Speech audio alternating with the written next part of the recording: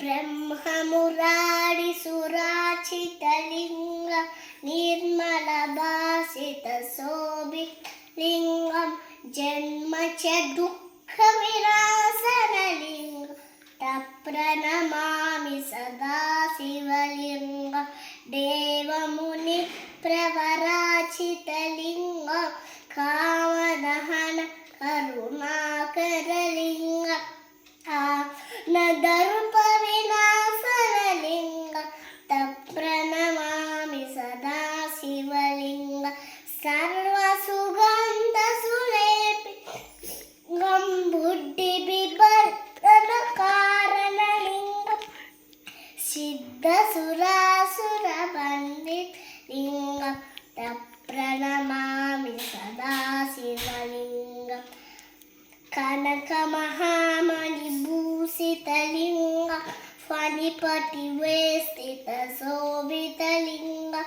दक्षसुयज्ञविनाशनलिङ्गं तप्रणमामि सदा शिवलिङ्गं कुङ्कुमचन्द्रनलेपितलिङ्गं पङ्कजहारसुशोभितलिङ्गं सञ्चितपापविनाशलिङ्गं तप्रणमामि सदा शिवलिङ्गं देवगणार्चितसेवितलिङ्गं भावै भक्तिभिरेव च लिङ्गं दिनकरकोटिप्रभाकरलिङ्गं तप्रणमामि सदा शिवलिङ्गं अष्टदलोपरिवेष्टितलिङ्गं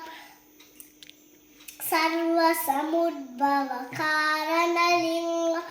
अष्टदरिद्रविनाशनलिङ्गं तप्रणमामि सदा शिवलिङ्गं सुरगुरुसुरवन पूजितलिङ्गं सुरवनपुष्पसदा शिवलिङ्गं परमपदं परमात्मकलिङ्गं तप्रणमामि सदा शिवलिङ्गं